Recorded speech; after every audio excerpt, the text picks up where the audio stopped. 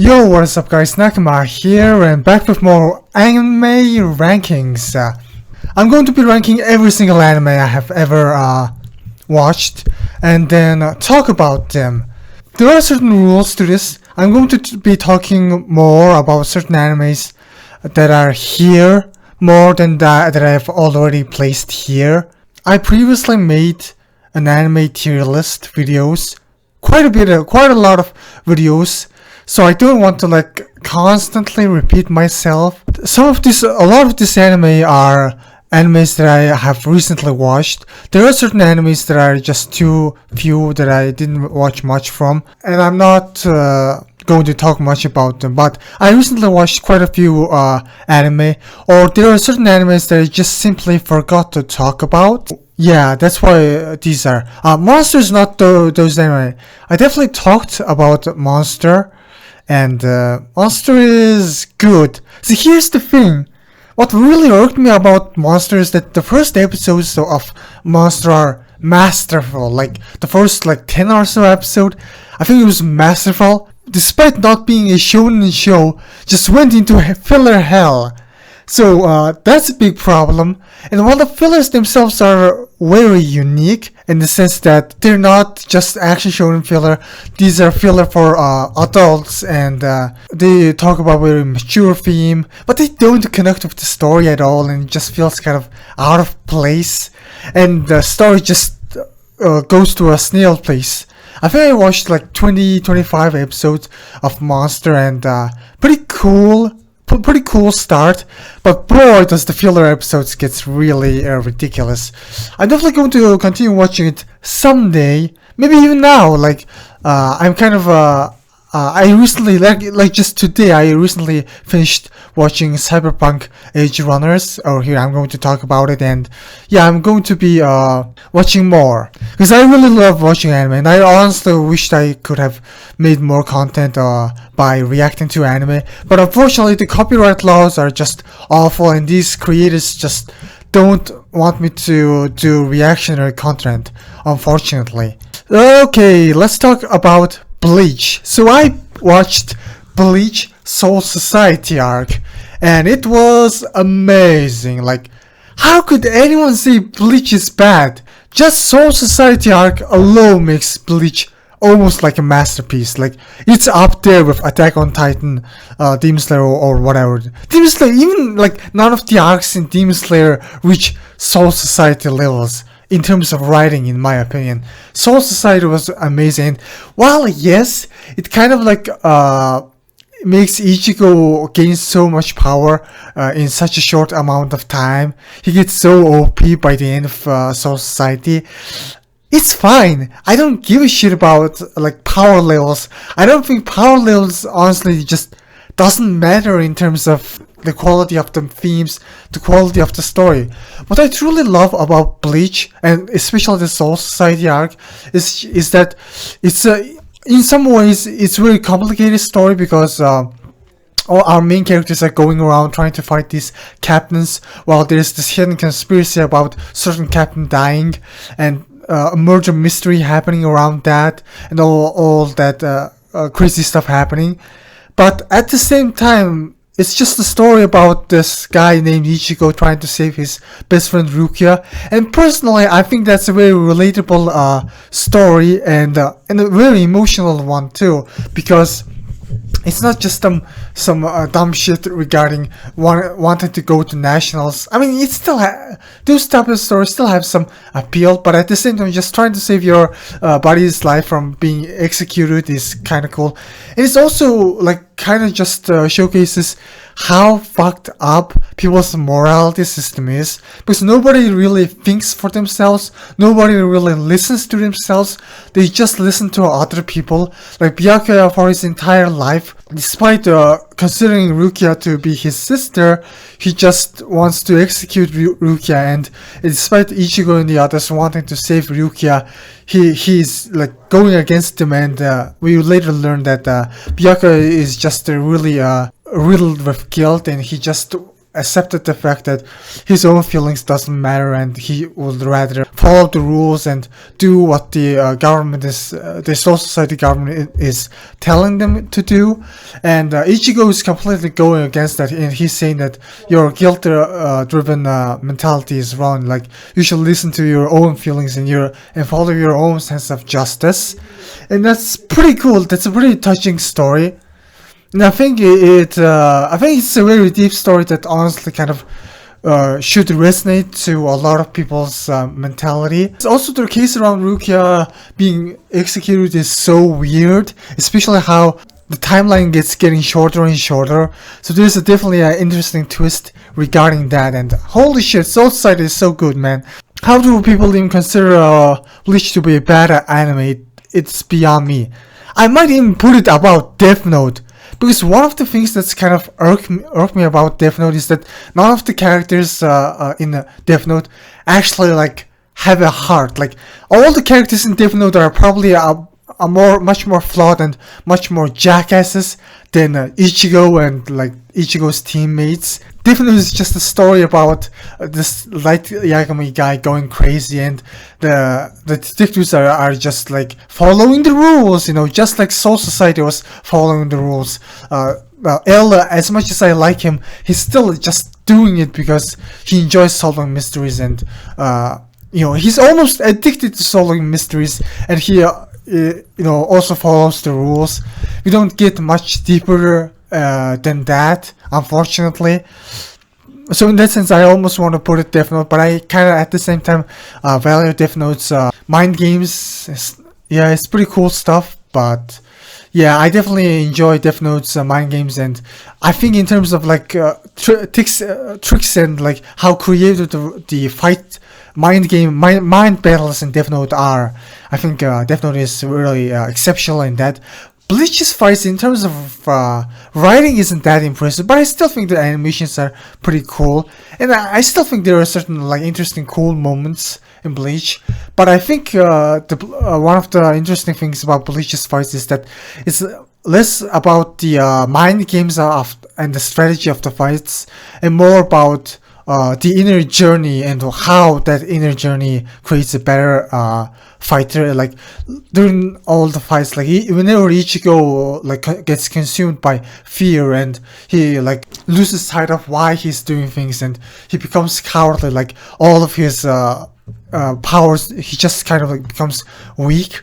And because of that, and whenever he faces his fears and becomes like decisive in being able to like accept death and being able to accept his own killing intent, and not being consumed by fear, not being consumed by the fear of losing Rukia, not being consumed by the fear of trying to of killing someone, you know.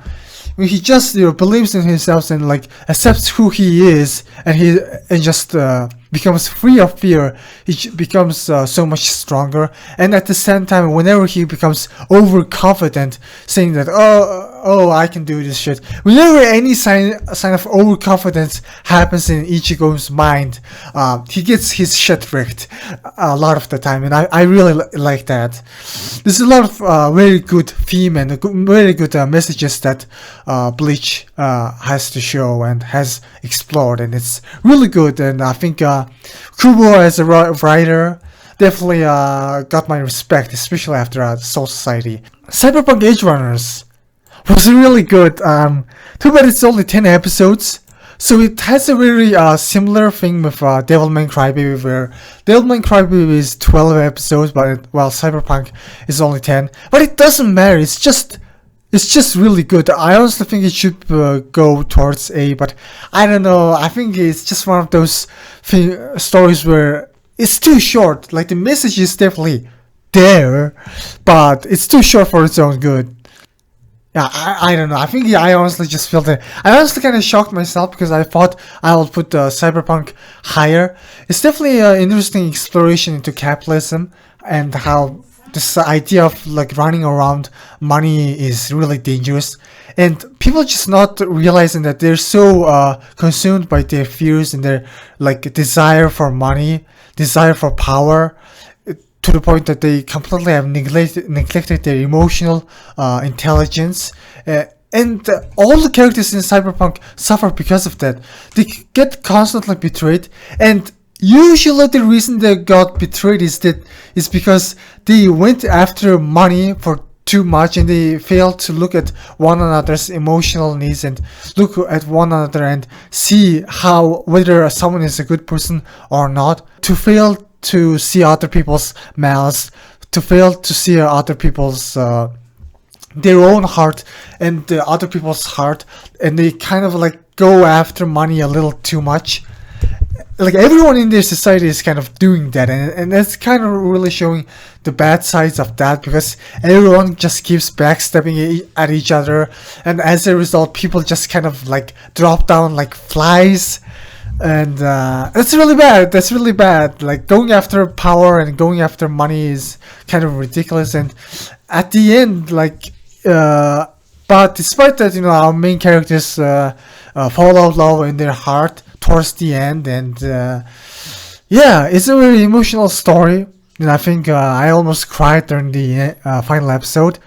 The soundtrack is amazing, and the visuals are also really striking, and the world building is really good too. It's too little, like I really wish this was just longer, bigger stories, but for 10 episodes it still does manage to have so many interesting ideas of like the characters using this kinetic abilities and using this nerve gear and attaching these robotic parts to themselves and being gaining superhuman abilities because of that, and like going around and like using robot arms and stuff like that. It's super cool. Like there are so many cybernetic enhancements that the characters are doing, and there are so many advantages and disadvantages to that.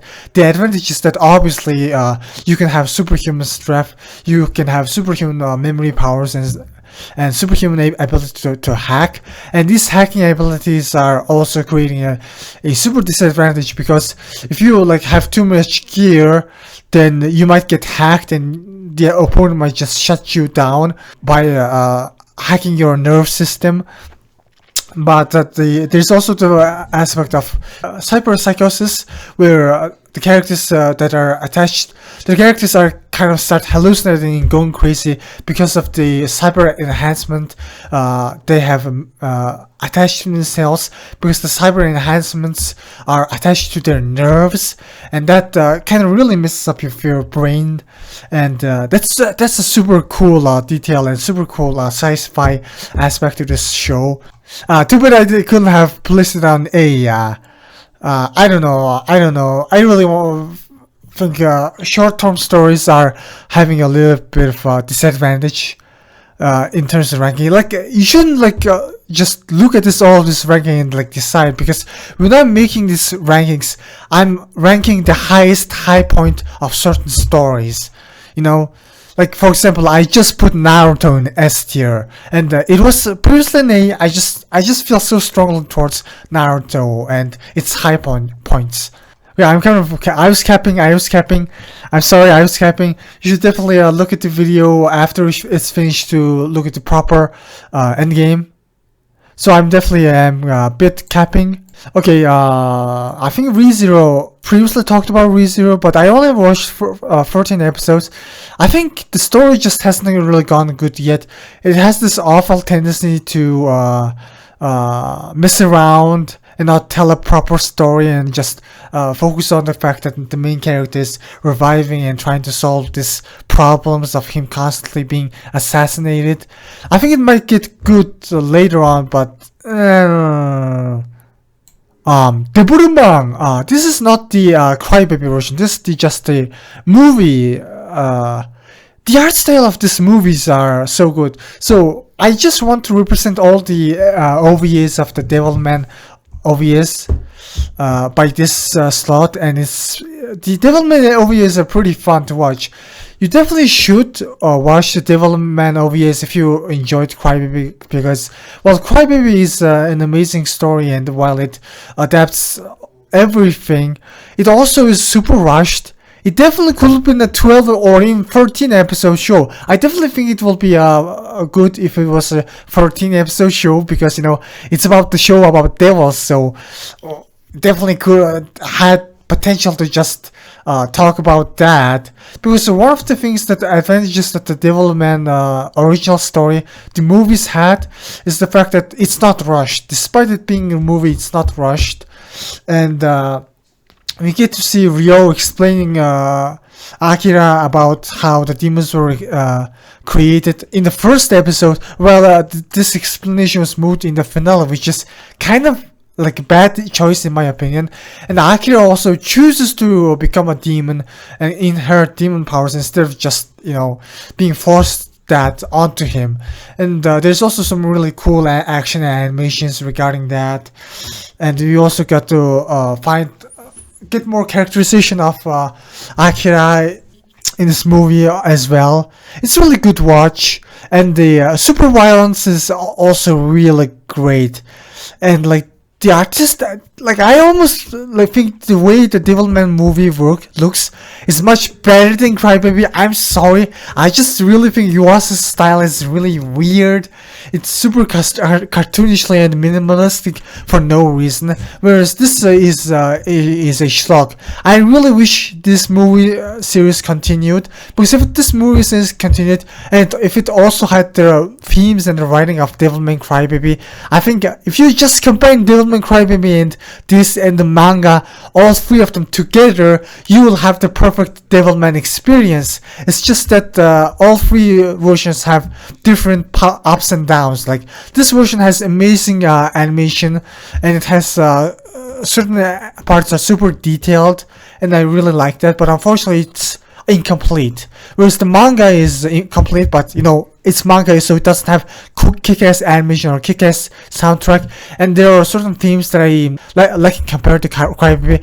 I think episode 9 of Devilman Crybaby is amazing, and I think that episode alone, is completely original, and it was such a powerful moment that I completely think I lifted the Crybaby experience to new levels, and that episode 9 just doesn't exist in the same way as it exists in the Crybaby in the other two.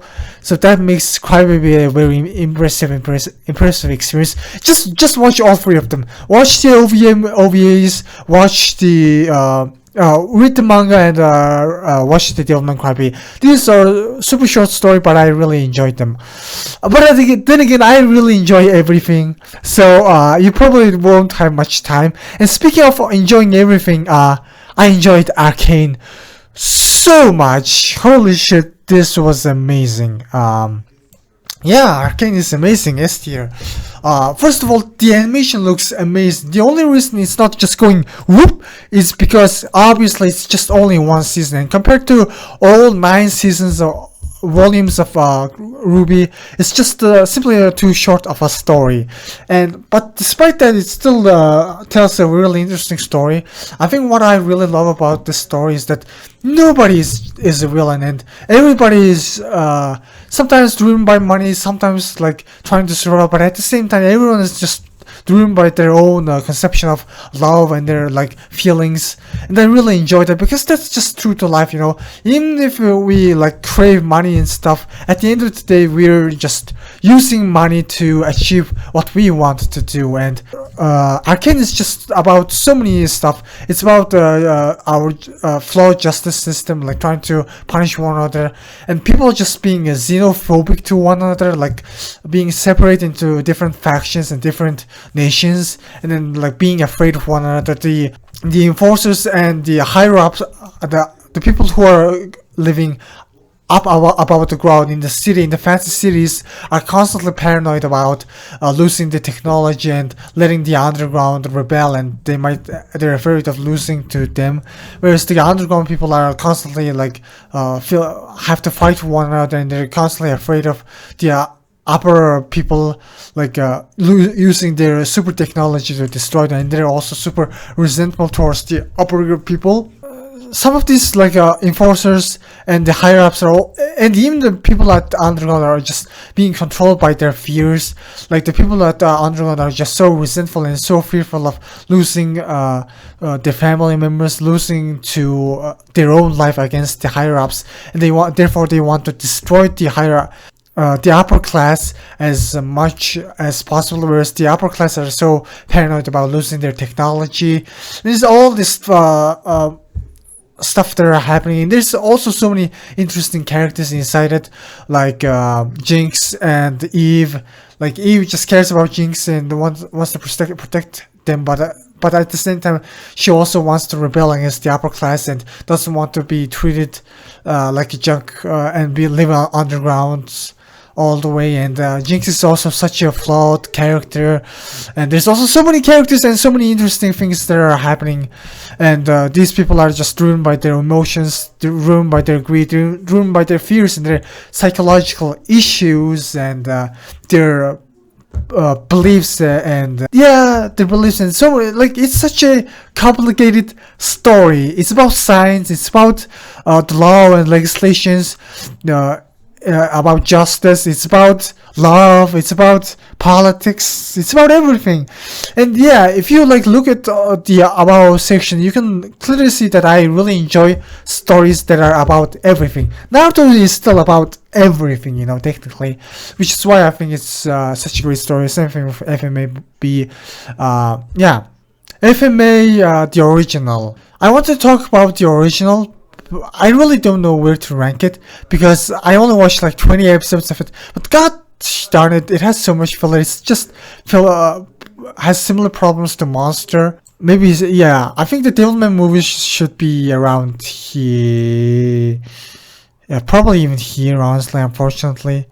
Very unfortunate, but I can only put it here. Like, I can't rank it high, unfortunately. It's probably just going to be here, but I still really enjoy the animation, so I'm sorry, Devilman movies. But yeah, it's incomplete, so it's really hard for me to rank high. And it's also hard for me to rank this high too. I might even put it below SAO. Maybe. But I don't know. I still think the Nina scene and stuff was really great in the OG. But it just has so much filler, dog. Yeah. I think the Boruto should just be lower. Goddamn. No. But then again, the animation was kind of nutty, so yeah. I think this might make more sense. The OG Full Metal is pretty cool. I really like the slow pacing. But at the same time, it makes it so that some episodes are so much hit and miss, and some episodes are just mid. I think the mid aspects of Full Metal Alchemist makes it very obnoxious. Like when an episode is mid, it's hard to say just skip it, but at the same time it's hard to call it good, you know. That's the problem. But despite that, I still think the original FMA is a very fun watch. I haven't finished it. The problem is, I think it was getting a bit interesting and I kind of dropped it for some reason. I'm gonna pick it up someday.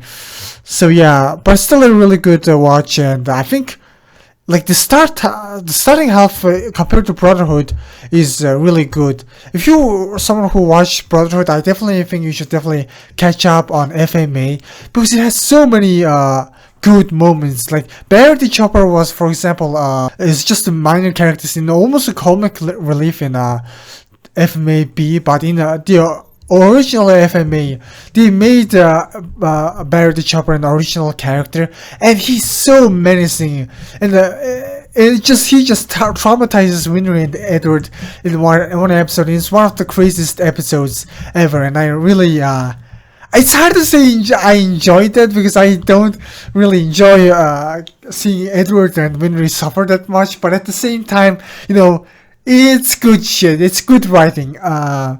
It's a good story.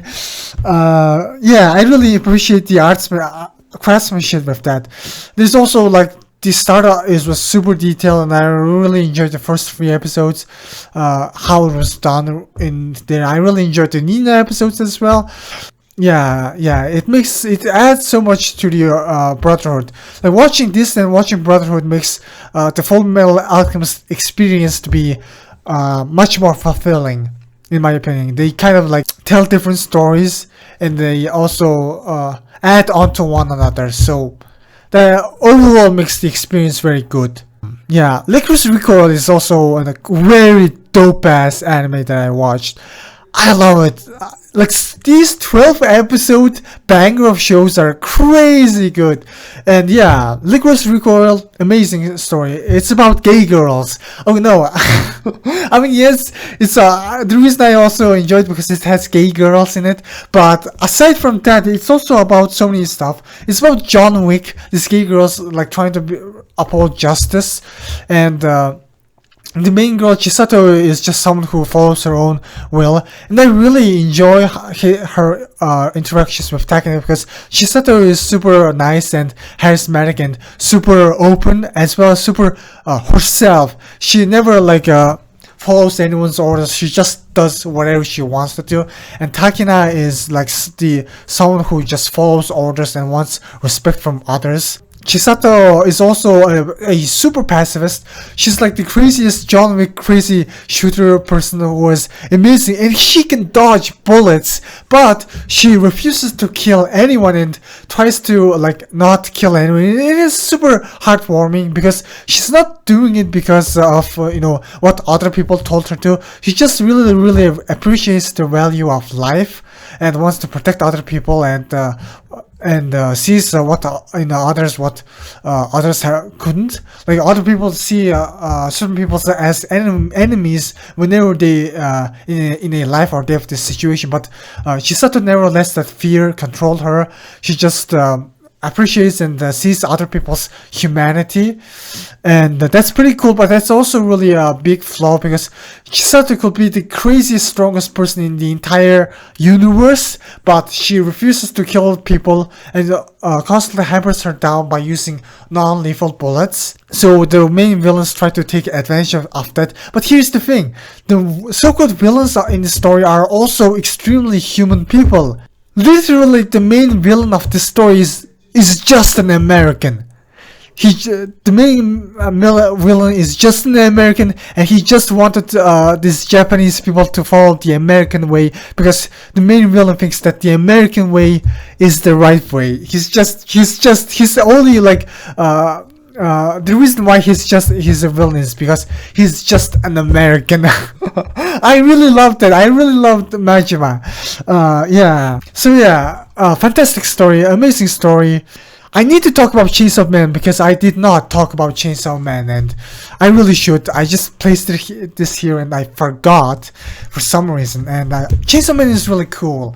The reason it's not as high as some people might is that Cyberpunk Edgerunners and Lycoris Recoil are complete story, while Chainsaw Man is clearly a slower story that is trying to build up so much stuff, but it's kind of like slowing down due to it being a Shonen Jump long-running story.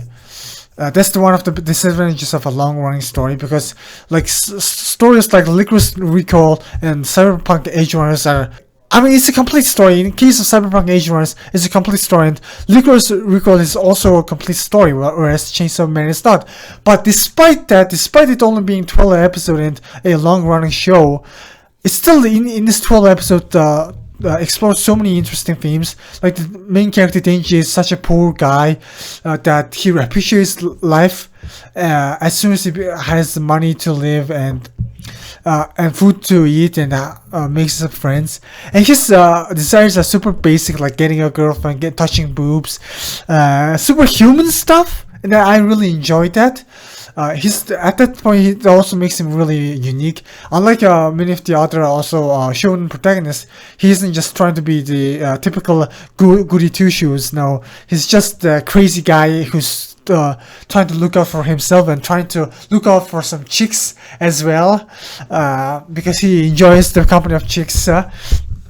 It's just that animalistic. He's almost like an animal more than a human, and that's pretty cool. That's pretty cool. There's also a lot of enjoyable aspect, and there's also a lot of truth and meaning in animalisticness.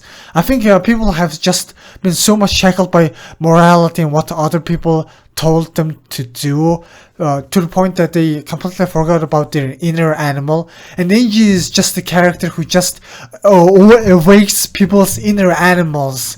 Because, who gives a shit about morality? Who gives a shit about what other people say? Because, life is cruel. Denji himself has lived ever since as a kid. His just survival was his own main instinct, and so long as he gets to survive and gets to accomplish his dreams of what he really wants to do, he doesn't give a shit about other people, what morality. He doesn't give a shit about why other people are morality, or even he doesn't bat an eye about killing devils or other people if it means he gets to experience life more. And I think that's a very strong message. It makes him a very strong character. Love him for it. And Kishibe even said it himself, that when Power and Denji said that, Denji says, whoever is going to treat me better, I'm going to help them, and Power's like, whoever doesn't kill me or something like that. Kishibe says that's good, and that's true, because morality just makes people weak in some ways. Like, how can you kill someone? How can you live in this world when you're constantly worrying about other people and not loving yourself? How can you live in this world and achieve the things you want to achieve when you're constantly being enslaved by your morality and what other people have programmed to you? And yeah, in a way, I think that makes Denji and Power such a strong characters mentality-wise, because they have never been brainwashed by other people. From a young age, they've only been on their own, and they always decided what was good for themselves, and that's what makes them extremely powerful. Yeah, and speaking of powerful stories, this one is also a very powerful story. I very much enjoyed that.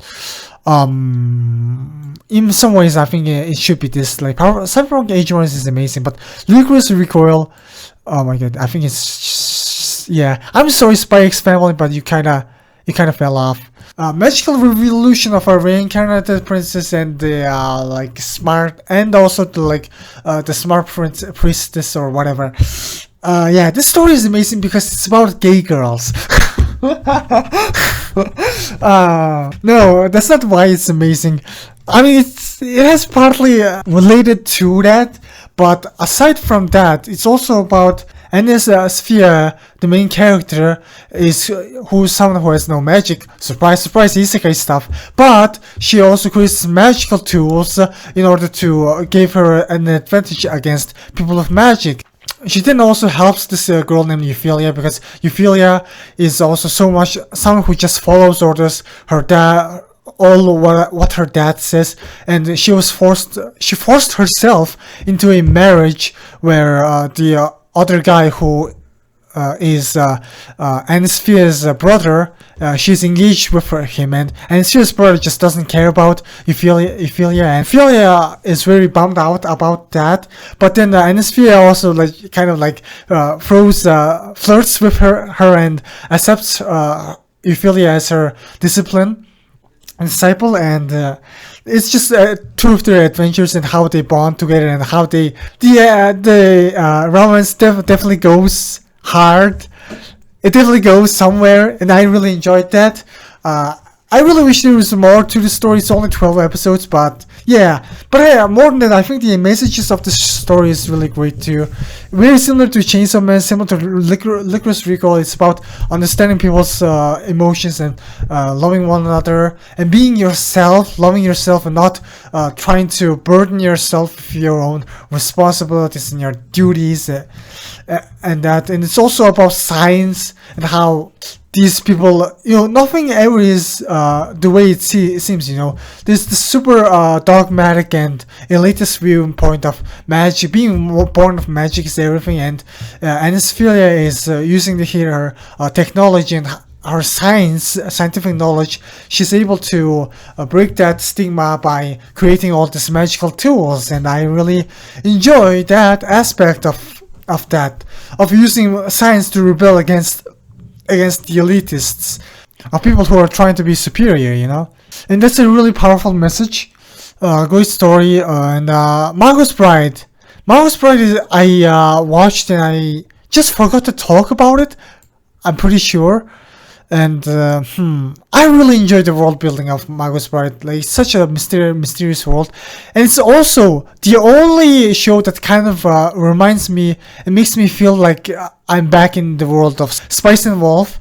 And in terms of like atmosphere, it kind of like creates this story, and I really also like this Magus Bride because of its romance aspect. Yes, the skeleton daddy and his slave, that type of isekai story. But I think its story is just kind of really mature. And so the main character is Chise, and yeah, she's also a slave, and Elias buys her, but Elias doesn't also force himself on her. She treats her like a legitimate human being. It's just a very slow burning story of them like wanting to caring about one another, falling in love with one another, caring for one another, and also just about this magical world and exploring it and learning so much about this magical world, and also therefore learning about life, learning about themselves. And it's just such a nice emotional story that I really enjoyed. It's a little bit too slow at times, but I still really enjoy the watch. And also, holy shit, like the opening song is amazing, the soundtrack is ballers, and the animation also fantastic. The team that's working on this is cracking some knuckles, man. It's amazing. Like in terms of visuals and soundtrack, it's pretty amazing stuff. Yeah, and there's also certain fights that are going on. There's certain political stuff that are going on. I haven't really caught up. I only watched like 15 episodes or so, but it's still a really good watch, and I'm going to continue it someday when I feel like it. And Mashle is pretty fun, and I think I really don't know where to put it. It might be too low, but I think it's around here. Oh, so Mashle is just a story about this guy who has no magic. Yeah, I know there is a trend going on, but this guy is like super buff, and he just trained himself to be so powerful. He just beats the shit out of all these magicians, and whenever a magician tries to act tough and use magic to flex and on other people, then Mashle just kind of just beats the shit out of them and does whatever these magical people are doing, but better, because he's just that strong. He doesn't need no magic. I think the comedy is amazing in this show because it's all about pretending, he's being forced into this to learn in this school of magic, and he pretends to have magical powers, but he's only actually using all of his physical abilities, and his physical abilities are so strong. Like he can just push the ground and fly into the air. He can punch walls open, and he can like go towards go at the speed of sound.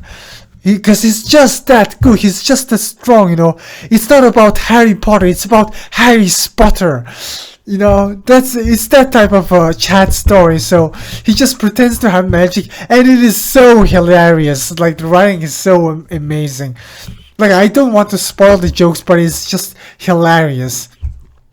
But it's only like 3 or 4 episodes are out. I haven't read the manga, but it's still such a joy to watch, and I had so much fun with it.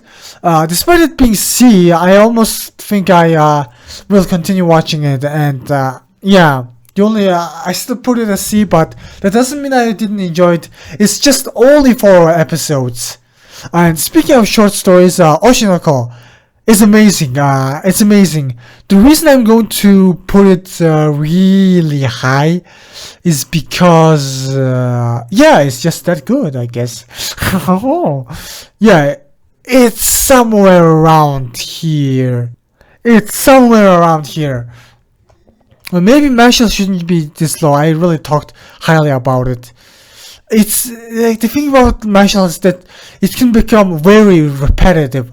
Even if I did enjoy it, I also noticed the fact that it's repetitive. Just like One Punch Man, it's very repetitive experience. Whereas Oshinoko is not repetitive at all. It's a super fun, but also very unique. I mean, the reason it feels unique is because it doesn't repeat itself. It just shares. It's very similar to Perfect Blue in the sense that it just shows the corruptedness of the entertainment industry. But at the same time, despite how everything is corrupted, people working at the industry just genuinely cares about creating something awesome and genuinely cares about expressing their love towards other people in their work. And it's super heartwarming. And the first episode of Oshinoko is hour and 20 minutes, and that makes it really easy for me to rate it hard because it's almost like just like a movie, and it's such a great story. It's just like a movie, but it's such an emotionally charged story, and I really love it. And I think Ai herself is such a fantastic character and such a lovable dork. Yeah, she also like doubts her own love herself, like throughout the entire for almost entire her life. She just doubted the fact that her love was real. Like whenever like she danced and showcased her idol abilities, people in the comment section or people in general just called her like having a fake smile. And yes, there are certain parts of her that are definitely fake, but she tried so hard to be real, and that makes her such an appealing character and such a lovable character. And yeah, I almost teared up towards in the first episode, and yeah, it's such a great story. And even if it might fell off like any story, but I don't think that's the case. Like the other side characters are really interesting too, and they also are helping in the story and helping the story to be carried out, because every character I feel like is contributing. Like Aqua, he's like such a negative character, but at the same time you can also kind of emphasize with him, kind of understand why he is the way he is. And the show, it has really great self-awareness. It has also great comedy, but the animation, the music is also great. I think, yeah, the modern day and age is just, anime is just crazy. There's just so many stories like Lycoris Recoil or Revolution, like stories like that have so much great soundtrack but also great animation, and it's crazy. Like the story of this day and age are like catching up really fast to be amazing. And yeah, Perfect Blue is still amazing, still a fantastic story. Yeah, I think I should put it here, and that's about it. Oshinoko probably surpassed Perfect Blue in a lot of ways, but that doesn't mean, I mean, it's still Satoshi Kon. In a lot of ways, I think the animation alone makes it really want me to rate it high. Okay, maybe I should put here, but the thing about, if you're wondering, why am I putting in Perfect Blue high but Ghost in the Shell low? It's because Ghost in the Shell just doesn't feel human. Perfect Blue as a story just feels like it's a human story, while Ghost in the Shell it's about cops shooting one another. It's about cool visuals, and it's all about robots monologuing about blah blah blah. But whereas Perfect Blue and Oshinoko are just a very human stories, and I also kind of enjoyed the human aspect of it. That's also why I enjoy School Days, despite being it's such a filled with so much jackasses.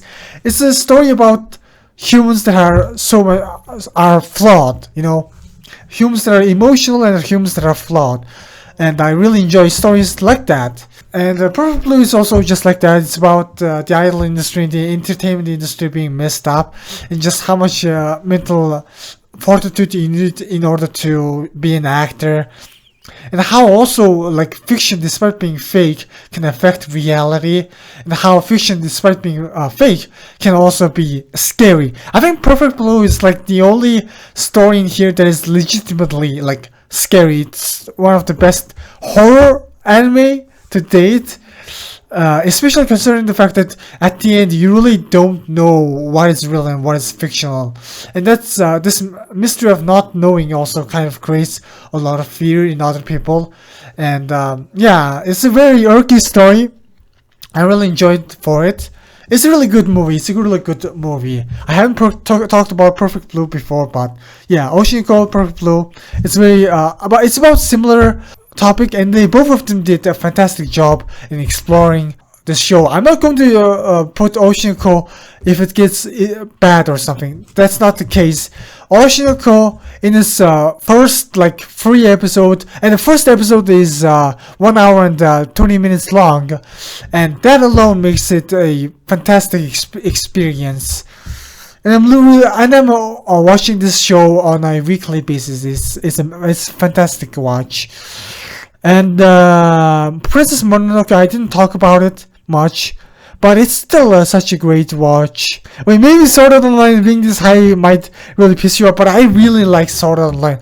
If you're wondering, Sword Art Online is like Berserk for gamers.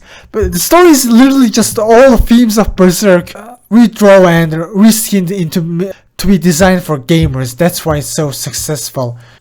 Yeah, Sword Art Online is just an amazing story that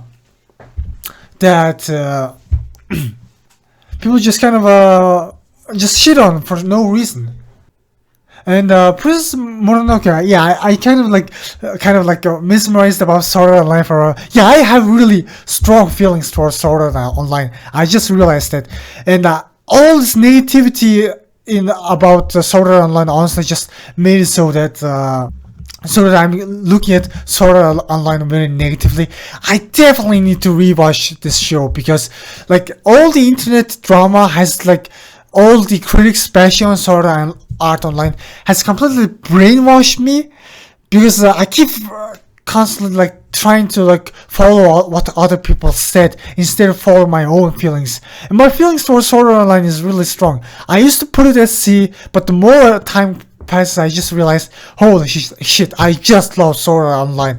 I cried during certain episodes of Sword Art Online. That's how good it was. Like, and Princess Mononoke is pretty dope too. It's a story about this guy like getting his arm like corrupted, and it's about nature, and it has a lot of stuff. This main character falling in love with this woman that has been raised by wolves. Woman that has been raised by wolf is constantly trying to fight against civilians and humans because the humans are trying to destroy nature. Holy shit, okay, I'm coping. This story is deep as shit. It can't be that low. It's probably around here. The animation is amazing and shit. I'm coping. The reason I only put it high below is that it just feels like a very normal thing to me. Like, I grew up watching this story. And when you grew up watching stories like Naruto, when you grew up watching stories like Princess Mononoke, you kind of forget how exceptional it is because you were a kid. And when you were watching the show as a kid, especially at a very young age, you just see certain things as being normal. Like, you watch certain shows like Princess Mononoke, and instead of seeing it as a brilliant masterpiece and appreciate it, you just see it as that one cartoon that everyone is hyping around, and it just airs on every single channel, every single time, constantly. Like, the amount of time like every single channel aired this movie on my TV is ridiculous. They just aired this show so much to the point that I almost got sick of it in a way. I think that's probably one of the reasons why I'm like kind of tend to underestimate Princess Mononoke, because they have been airing this show so many goddamn time when I was a child on TV that I just kind of got a little bit sick of it. But that doesn't change the fact that this show is like amazing in terms of themes, amazing in terms of visuals, and the characters are very lovable too. And very emotional. I really enjoyed that. And the themes and like the world building is kind of strange. Like the dear god is just like so mysterious and so creepy.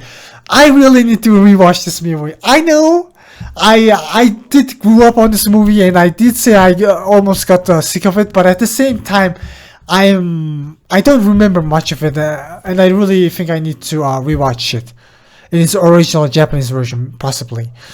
RWBY Ice Queendom is really good, but I don't think it also like reaches the heights of Volume 1. It's crazy because watching Ice Queendom just made me realize how good of a freaking show RWBY is. Like, legitimately, holy shit. Like, it might look a little bit low, but I did put it above Ghost in the Shell. It's kind of hard to rank the show because I love RWBY so much, and I think my affection for this RWBY is kind of contaminating this RWBY. But like the thing about the Ice Queendom is that it somehow manages to be worse than Volume 1.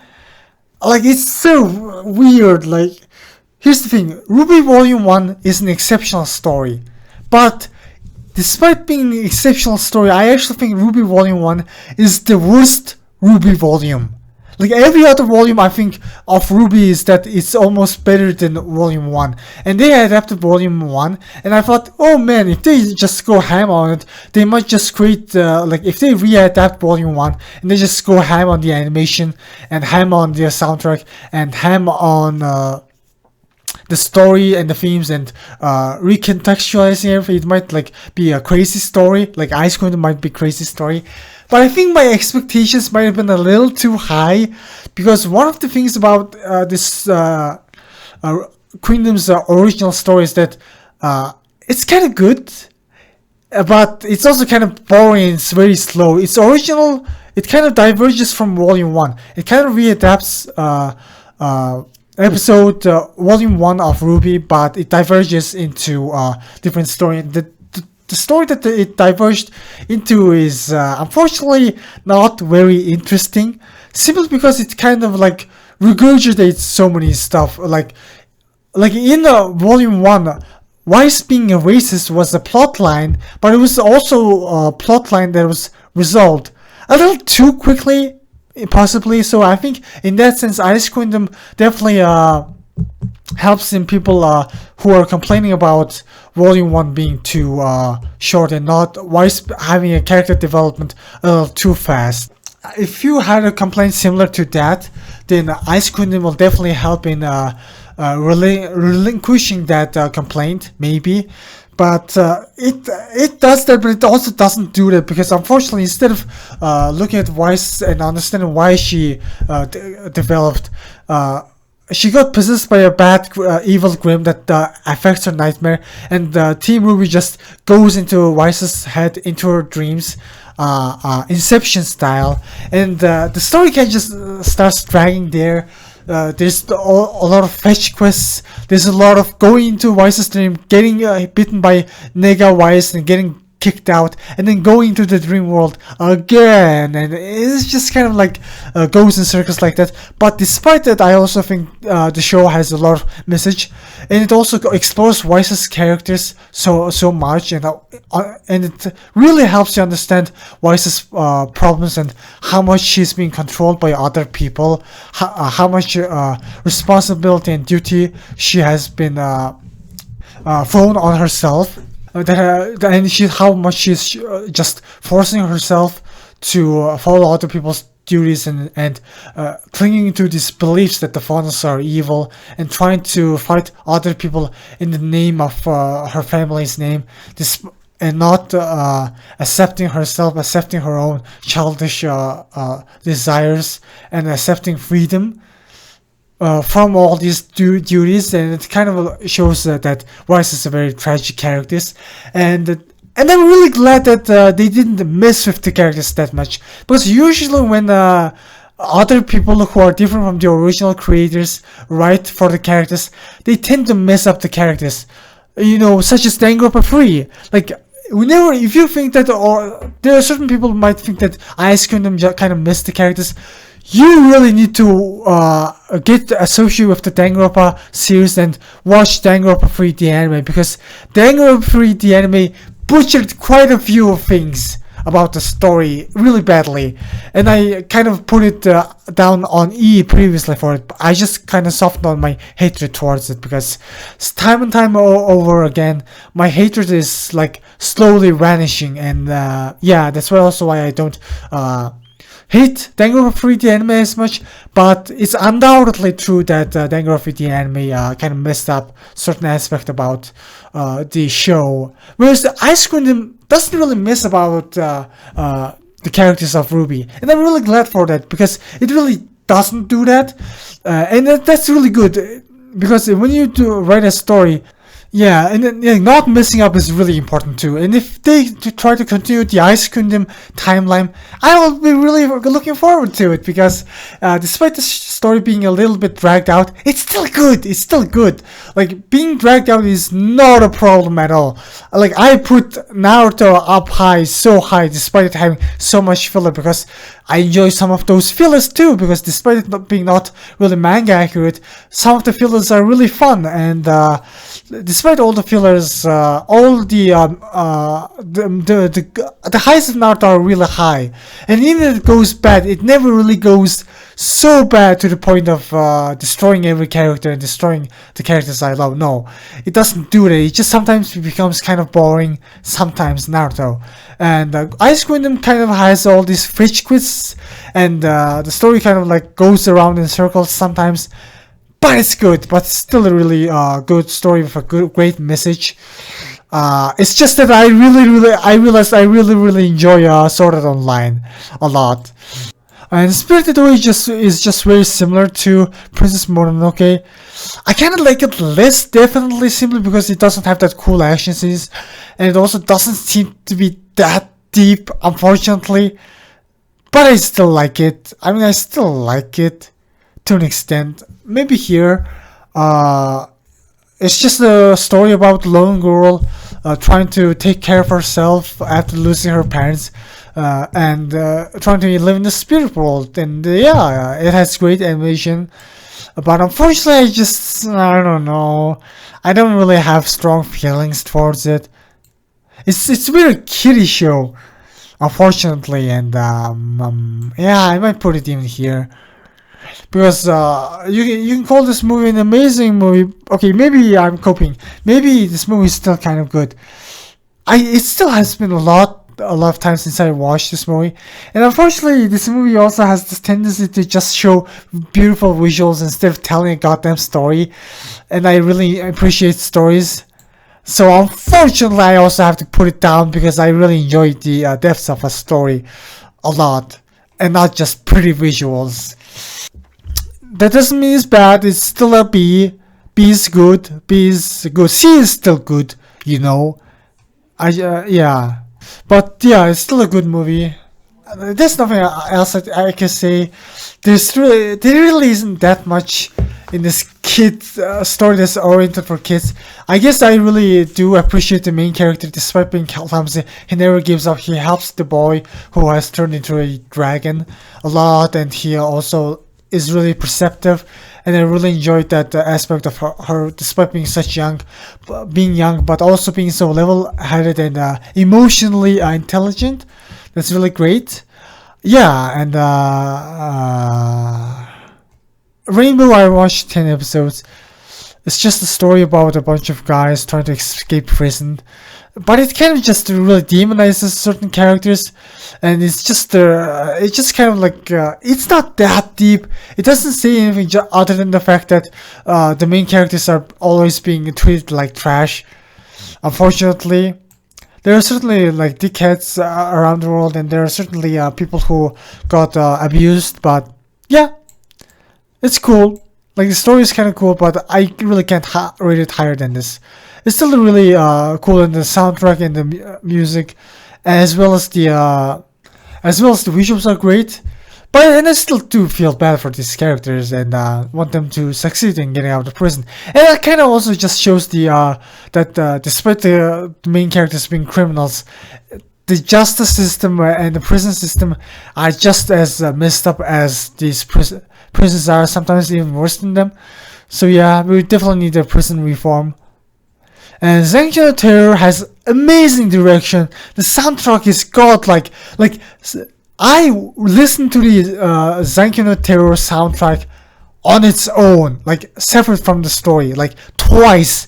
An hour and 40 minutes of the entire soundtrack, I listened to it twice. It's amazing. It sounds so unique. Yoko Kaneko did a fantastic job on it. But the story is kind of dumb. And unfortunately, that's the only reason why it's kind of low. But at the same time, I kind of really like the arc where the main characters save the girl, and 12 and 11 try to save try to save the girl whose name I don't know, Lisa. I think Lisa was the character, and yeah. And you might think, wait, this is just a generic story. Yes, but here's the thing: as generic as it is, it's way better than the story trying to justify terrorism through bullshit. I think that one of the worst aspect of the story is that the story tries to like go big brain and make it so that 11 and 12 are destroying these buildings, but haha, they didn't kill anyone, and they're doing it so that they are trying to make other people pay attention to the experimentations they have been gone through as kids, and how the Japanese government has been experimenting on kids, and 11 and 12 are the result of these experiments. And unfortunately, that's kind of shit, because if you wanted to do that, all you had to do was go to the database and reveal all the information about the child experimentation to the public instead of blowing buildings. None of this shit is related to blowing buildings. It's so dumb. They try to be like super giga brain, but it just makes the story super dumb, and it's just pretentious. The story just made it very pretentious. I just liked it when 11 and 12 are just trying to save Lisa's life. That I like that, you know. It's just a very very human story. 12 kind of like likes Lisa, and Lisa is just like loves 12 too, and la la la la la, and then Lisa gets kidnapped by the bad guys, and 12 and 11 tries to save that. When the story is about that, I'm okay with it. I like it because it's just a very humble story about, you know, people trying to save their people who they care about. But oh man, the stupid trying to excuse terrorism bullshit is dumb. It's dumb. It's pretentious and it's dumb. Tribe 9 is a story that has a fantastic soundtrack, but has kind of a bad mixing in the soundtrack. Like some of the soundtrack is too loud, and the animation is not good. But the theme of the stories and the emotions that it conveys is super awesome. So in that sense, it's also super awesome. I think it's a better ping pong in my opinion. Like legitimately, I think people who are pretentious about ping pong, they should watch Tribe 9, because Tribe 9 is amazing. Tribe 9 is just a story about how this sport of baseball is used in politics to control, and there's also all of this gang wars that are happening around, and this character is just trying to care for one another, and while also enjoying this sport of baseball, while also using baseball as a means to further their goal of surrounding peace, creating peace in this world, and trying to defend themselves against these evil political people. And I really enjoy that, you know. It's just a story about human people who care about one another, trying to protect one another from these evil political figures who are using baseball to have the entirety of Japan under their control. And yeah, and it's also just about enjoying this game of baseball and just being yourself, you know, facing opposing forces with bravery. It's a very story similar to Danganronpa. It's very similar, has a very similar messages to Danganronpa. You know, accepting your talent for who you are, and also it has really good messages and really good vibes to it. And yeah, and also the story is really fast paced. That helps it too. I might even put it here in some ways. Yeah, I think it's perfect. Ice Queendom might have better music and might have better fights than it, so I think this should also make sense to be here. But it's still a really good watch. I think Tribe 9. I really enjoyed my time to it, and I haven't finished it. I only watched 6 episodes of it, but I'm really looking forward to continuing it. I could continue on, but I think I really should stop it here. But before that, I really need to just talk about every single anime in here and explain really quickly why certain anime are placed in the way they are. This anime, I only watched a few episodes, too few to the point that I couldn't properly rank them. But I did rank Kaguya. Danganronpa 3D anime, it contradicts the Danganronpa series too much, and even disregarding that its themes are not that great. At best, it kind of repeats what Danganronpa series has already told. At worst, it just kind of like goes into pretentious territory. And yeah, it also, like, the stupid brainwashing video just kind of takes out all agency from the story. Unfortunately, it raises this story that's also a little bit too pretentious. It doesn't say too many deep stuff, unfortunately. And the tribal aspect is still super weird, and the main character is kind of dumb. So in that sense, it doesn't have the same value as Death Note, where Death Note, despite the story almost too much focusing on the mind game, it's still very creative, it's very smart, whereas Erased, unfortunately, isn't that smart. Death Parade is also kind of pretentious. It says certain messages, but it even says certain bad messages, and it also kind of is super unself-aware, and I really don't enjoy that aspect. It still has certain really good episodes though, but unfortunately, like, it says so many bad messages, and I just don't understand why it's so unself-aware of itself. Video Healer is very self-aware, sexy story about, it's basically porn, hentai, but it still attempts to tell a very interesting story of this the main character Healer being abused and tries to take revenge. But I also understand and accept the fact that the main character is also very interesting, and he develops and realizes that, okay, he got his revenge, but he realizes, oh, these people are just brainwashed to be this way, and this system is corrupted, and he's trying to change that, which makes him very interesting. And he also kind of like slowly becoming attached to all these people who are, you know, his sex slaves technically, and he's also kind of like becoming slowly attached to these people, and it's a very interesting story in that sense, trying to see how this devil is, whether this devil will develop into a good human being, or, you know, become a like Light Yagami incarnate. Yeah, but Shield Hero, I would make it move up. It's a story about Naofumi and trying to, also it's about revenge, but compared to this main character, Naofumi is less of an asshole, and he truly cares about Raphtalia and also this little lolly girl, and it's also his just a story about him going towards revenge, but also kind of like trying to have this inner conflict of trying to protect the people he cares about, while also having to use this power that makes him be consumed by evil.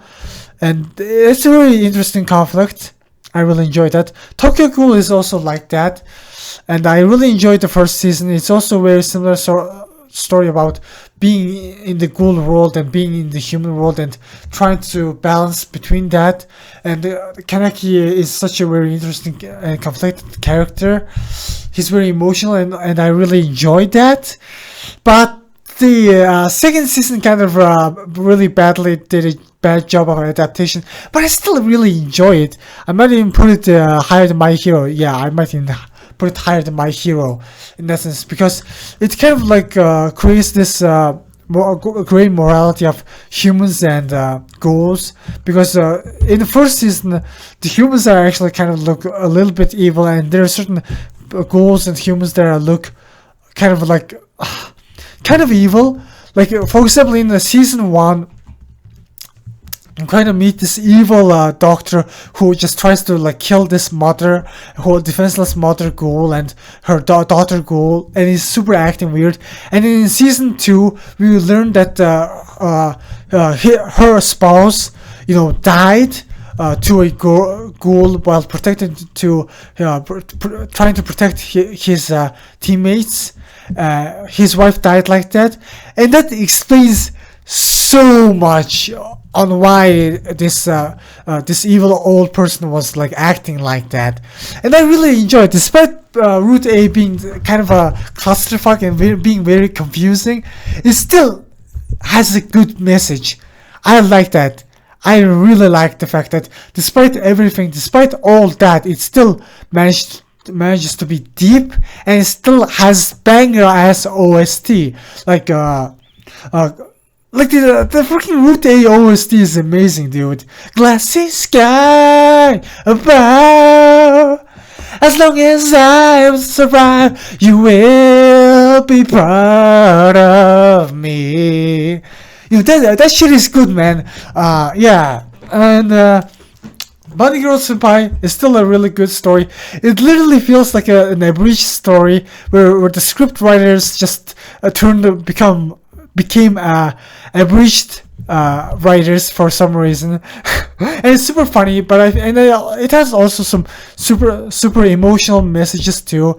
Atashi to Shimamura, it's one of those stories where the main character struggles to confess, and god damn it, the pacing is so slow. I really hate it, but at the same time I still care about the main characters, and they're super emotional, and I really love that they conveyed the feeling of having a crush on other people really well, and how it is so hard to connect with other people. And the Tomodachi game is also kind of smart. It's a kind of smarty pants story, but at the same time, I only watched 5 episodes of it, and I really enjoyed the fact that despite the fact that the characters being super smart, they're still very emotional people. They still operate on the fact that they're all friends, and I really enjoyed that.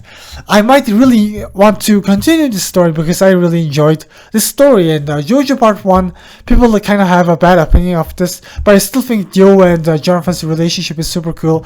Dio is such an entertaining jackass. He's super evil, but he's still very entertaining. And I think Jonathan, while he might be the most typical run-of-the-mill protagonist, he's still really endearing to watch. He's just a really great guy, and yeah, it's super straightforward, but at the same time, 8 episodes, I can't complain. Ace Attorney, the anime, I haven't watched all of it, but from what I have watched, it definitely has the same heart as the Ace Attorney games. I definitely think you should play the games because the gameplay of solving all these mysteries is definitely the most fun that Ace Attorney provides. Kaicho Maid-sama is also a very cute romance story about this maid who is secretly a school president and trying to juggle all this work, and the main character was Kisei or something. Yeah, he also has a crush on this the maid, and it's just this really cute romance story about that. It's a really bit too episodic for my taste. Yeah, I think Chobits is also a story about. Chobits is maybe too high, maybe, but I don't know. It's fine. I still really like Chobits. It's just a story about this robot girl learning, and this guy just trying to take care of this robot girl and trying to teach her all this stuff while also going to school, going to the job, and trying to pay rent and trying to feed her. And it's nice. It's a really nice story. Yu-Gi-Oh! GX is still a really good story. I really enjoy Yu-Gi-Oh! But at the same time, it's also, while it might appear like a very typical run-of-the-mill card game story, which it is, I still enjoy people playing Yu-Gi-Oh! And people who actually enjoy playing Yu-Gi-Oh! Play Yu-Gi-Oh! And I really like the game myself, and I also really like the arc. And the messages it has to show. I'm really spoiled on certain aspect of this story, but despite that, I still am currently watching it, and I really am looking forward to continue watching Yu-Gi-Oh! GX. I only watched 12 episodes and a certain critical episode of the story, so yeah, it's still a really good watch, I think. Nitsuso Trap is here because it's gay. It's about gay girls. I love gay girls. And it's also super horny. I really wish this was just a hentai because it's just a really nice story about this main girl being constantly seduced by this other girl who is super horny towards her, and yeah.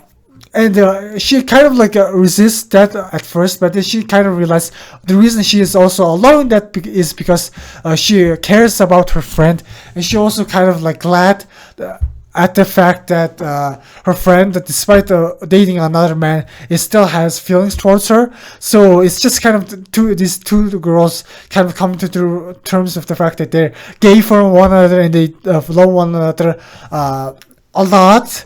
And it's also really cute, and I really enjoyed that.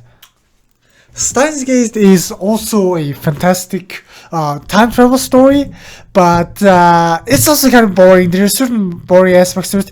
The comedy is kind of great, but unfortunately, the main story is just about the characters using time travel. They fuck up the timelines, and then they try to redo all of their problems.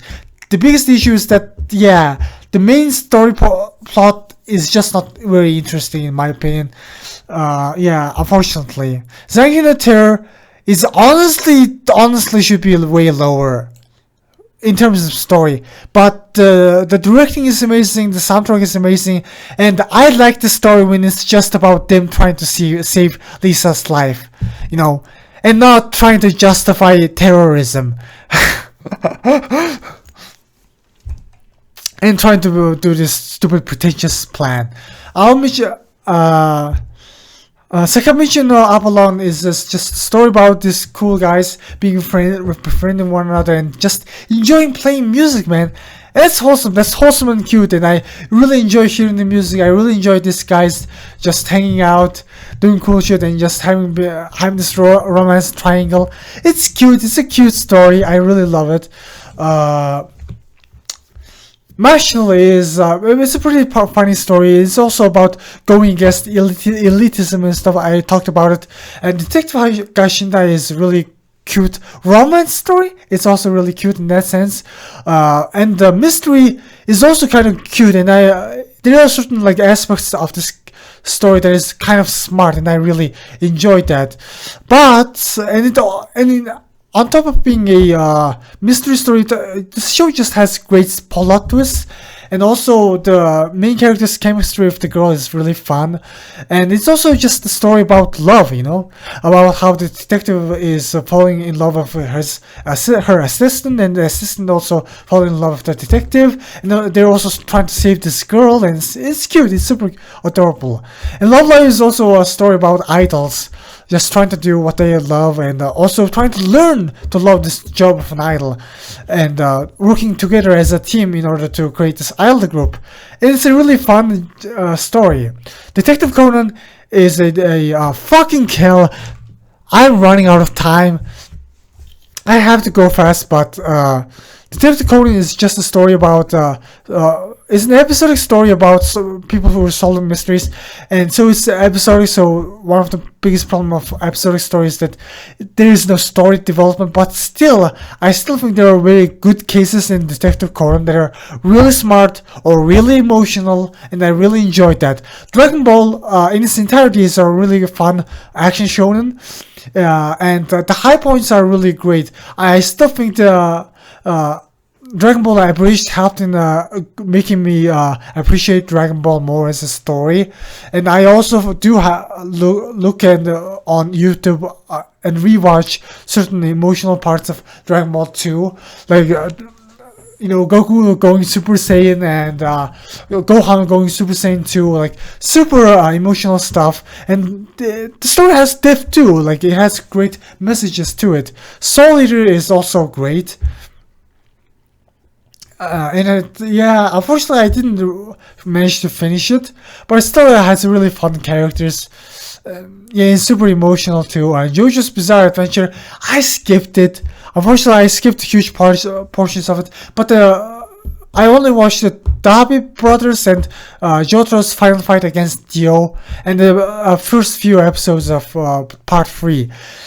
So I really couldn't really evaluate the story very well, but the final fight against Dio is still super fun.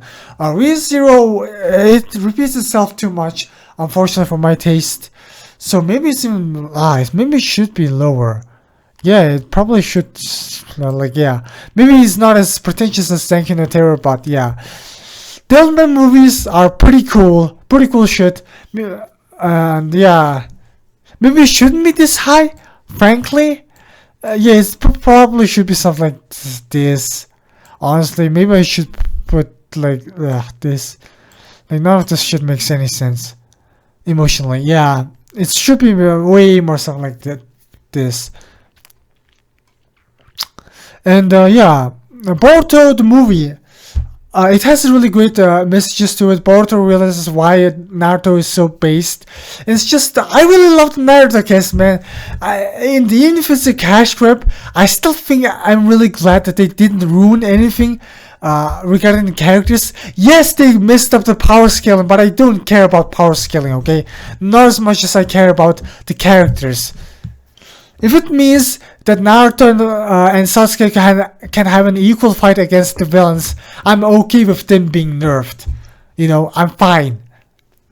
Ping Pong the animation has really good messages. It's about people who are like trying to play this game, but of tennis and trying to connect with one another, but at the same time it's also just about so much competition and how people kind of forget the fact that why they're playing the sport, and then there are like people who are there to enjoy the sport, and these people who are enjoying the sport are helping these people understand why they are doing this. So in that sense, I really enjoy Yu-Gi-Oh! GX and Ping Pong.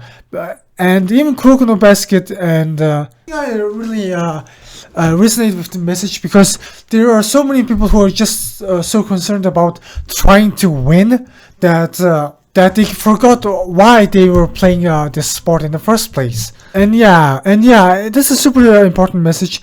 Yeah, and this story is also was Platinum End is a super interesting story. It's about a dev game.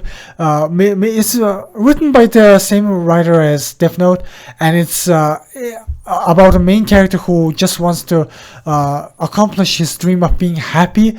And it's super wholesome. I really love the main character, despite the other people shitting on him, because he's the exact opposite of Light Yagami.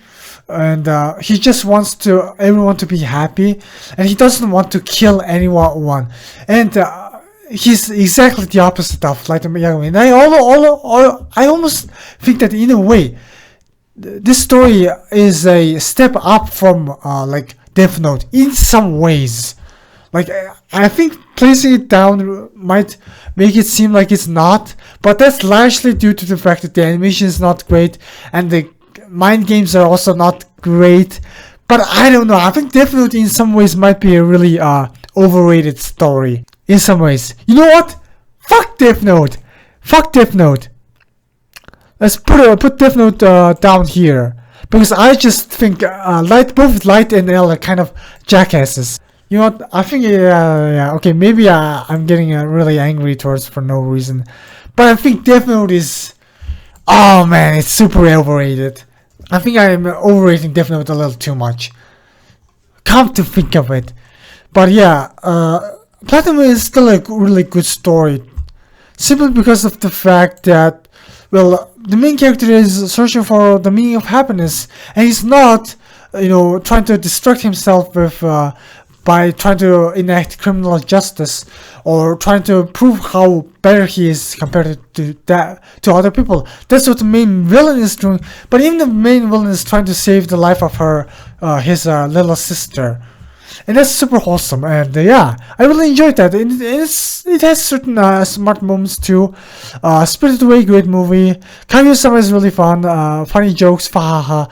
But I also heard good things about it, but I will continue watching it. Bahamut, RWBY Bahamut is a fantastic fantasy story. It's just a story about this guy is trying to fulfill the wish of this girl, and also traveling, and this world is nice. And Ghost in the Shell is about self-understanding and understanding why they exist while thinking about certain stuff. It's super robotic and super